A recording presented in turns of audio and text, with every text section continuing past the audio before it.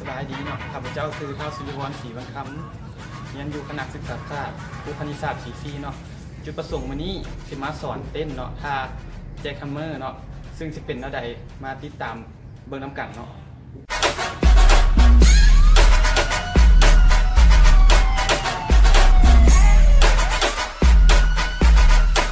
อาทิตย์เนาะมือเขาคำอยู่พื้นแล้วเขียนโซ่เขาเนาะบนเขียนโซ่ก็บริเวณเนาะคำใส่หน้าท้องเบื้องขวาเนาะคำสมบูรณ์ที่เขาเวียนเบื้องขวาแล้วมือเบื้องนี้จับครึ่งไว้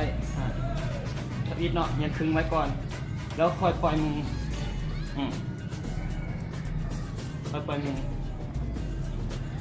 จากนั้นเนาะจากนั้นเขามายันหมุนยันหมุนจากเอาทีครึ่งได้เนาะตัวเขาเปล่าแล้วครึ่งได้สองมือยันสองมือหมุน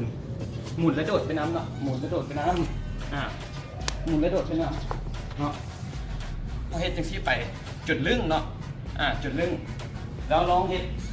ไวๆเบิ่งเนาะเขาลึ่งเราลองเฮ็ดไปไวๆเบิ่ง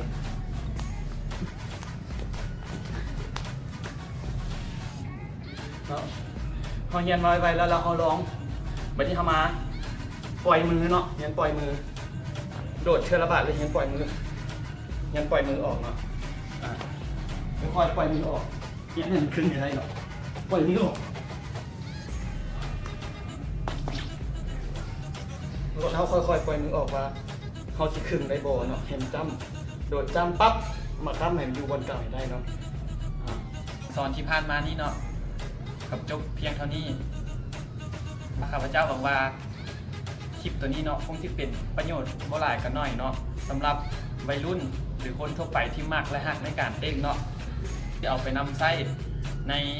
การเต้นเนาะในการแข่งขันต่างๆได้เนาะพอเข้าใจเนาะเหมือนเพลงตัวนี้